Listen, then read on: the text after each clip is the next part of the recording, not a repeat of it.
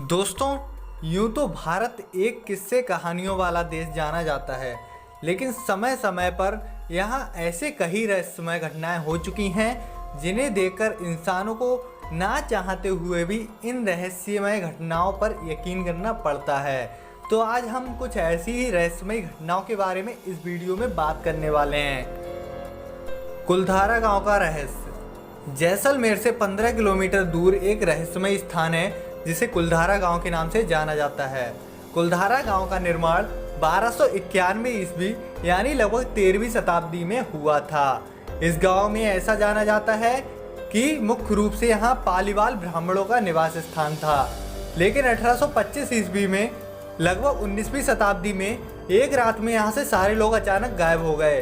तब से यह आज तक रहस्य बना हुआ है कि गांव के लोग कहाँ गए, कहाँ पर रहते हैं, कुछ पता नहीं चला। सुनने में यह भी आया है कि अगर किसी ने इस जमीन को हथियाने की कोशिश की तो उसकी रहस्यमय रूप से मृत्यु हो जाती है। और तो और राजस्थान सरकार ने यहाँ पर किसी के कंस्ट्रक्शन करने पर रोक लगा दी है। अब तक कुलधारा गांव के लोगों का इस गांव में लगभग 7 शताब्दियां गुजरने पर अचानक गायब हो जाने के लिए आज भी एक अनसुलझा रहस्य बना हुआ है। प्रहलाद जानी का अनसुलझा रहस्य। एक आदमी बिना कुछ खाए पिए कितने दिनों तक जिंदा रह सकता है? 10 दिन, 20 दिन या फिर 1 महीना? आप हमें कमेंट कर बता दीजिए। लेकिन आप ये जानकर हैरान पड़ जाएंगे कि भारत में एक ऐसे महान शख्स रहते थे जो बिना कुछ खाए पिए पिछले 70 सालों से जिंदा थे। जी हाँ, उनका नाम प्रहलाद जानी था। तो दोस्तों, गुजरात में रहने वाले 83 वर्ष के प्रहलाद जानी दावा करते हैं कि उन्होंने 70 सालों से ना कुछ खाया है ना कुछ पिया है। इस रहस्य को जानने के लिए डॉक्टरों की एक टीम ने साल 2010 में 22 अप्रैल से लेकर 6 मई तक लगभग 15 दिन तक एक कैमरे की नज़र में प्रहलाद जानी को रखा गया था। लेकिन नतीजा देखकर डॉक्टर भी दंग रह गए। जहां साइंस ये दावा करता है कि एक इंसान बिना कुछ खाए पिए कुछ हफ्तों तक जिंदा रह सकता है, लेकिन बिना पानी पिए सिर्फ 3-4 दिन तक जिंदा रह सकता है, वहीं प्रहलाद जानी पिछले 70 सालों से बिना कुछ खाए पिए जिंदा रहना अपने आप में एक बहुत अनसुलझा रहस्य बना हुआ है, जिसका आज तक विज्ञान भी पता नहीं लगा पाया। जोधपुर का सोनिक बूम का रहस्य।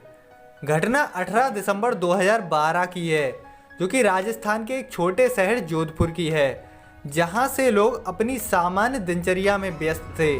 तभी लोगों ने दिल दहला देने वाली एक अजीबोगरीब आवाज़ सुनी। ये आवाज़ ऐसी प्रतीत हो रही थी मानो आसमान में कोई विस्फोट हुआ हो। ये आवाज़ इतनी तेज थी कि आसपास के देशों में भी साफ तौर पर सुनी गई थी। दोस्तों, जब कोई प्लेन साउंड की स्पीड से ज़्यादा रफ्तार से चलता है तो उसके आपस में टकराने से एक आवाज़ उत्पन्न होती है जो सुनने में किसी भारी विस्फोट की तरह मालूम होती है।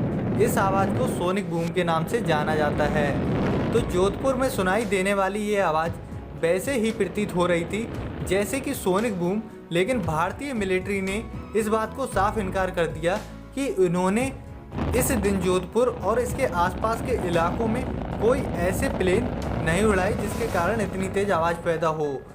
अब ये आवाज़ कहाँ से आई, अभी तक ये रहस्य बना हुआ है।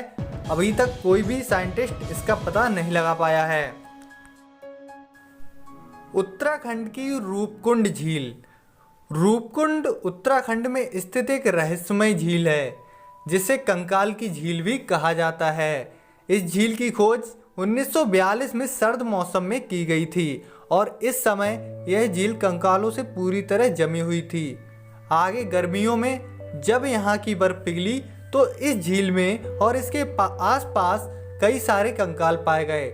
इस रहस्यमय झील के बारे में लोग तरह तरह की बातें करते हैं। जहाँ कुछ लोग इसे विस्फोट में मारे जाने वाले जापानी सिपाहियों के कंकाल बताते हैं, तो वहीं दूसरे लोग इसे अचानक जानलेवा और मूसलाधार बारिश होने के कारण मारे गए इंसान के कंकाल बताते हैं। हालांकि इस रूपकुंड झील का सच क्या है ये आज तक किसी को नहीं मालूम और ये आज भी हमारे लिए अनसुलझा रहस्य बना हुआ है। 9 अज्ञात लोगों का रहस्य। इन अज्ञात लोगों के सोसाइटी के बारे में जानने के लिए हम वक्त को पीछे सम्राट अशोक के कार्यकाल यानी 273 बीसी में ले चलते हैं। कलिंग के युद्ध में जीतने वाला सम्राट अशोक ने मानवता और विकास की रक्षा के लिए 9 लोगों की एक सीक्रेट सोसाइटी बनाई। इन 9 लोगों को अशोक ने 9 डिफरेंट किताबें थमाई। इन किताबों में मानव जीवन, युद्ध कला, प्रकाश की गति और यूएफओ जैसी दुनिया भर की कई अद्भुत बातें थीं। इन किताबों को पढ़कर कोई कुछ भी कर सकता था और पूरी दुनिया को भी बदल सकता था। इन किताबों के साथ सम्राट अशोक ने उन 9 लोगों को ये जिम्मेदारियां भी दी कि उन्हें हर हाल में इन किताबों को किसी गलत हाथ में पढ़ने से बचाना है, क्योंकि इन किताबों में छपे ज्ञान के कोई भी सर्वशक्तिमान बन सकता था और इनका गलत हाथों में पड़ने पर दुनिया का विनाश भी किया जा सकता था। सम्राट अशोक ने उन 9 लोगों को ये आदेश दिया कि ज़रूरत पड़ने पर इन किताबों का उपयोग मानवता की भलाई के लिए किया जाए। ऐसा माना जाता है कि सम्राट अशोक की ये सीक्रेट सोसाइटी आज भी इस दुनिया में मौजूद है। लेकिन इन 9 लोगों की पहचान क्या है, ये आज भी भारत के अनसुलझे रहस्य बने हुए हैं। तो दोस्तों, ये थी हमारी आज की वीडियो।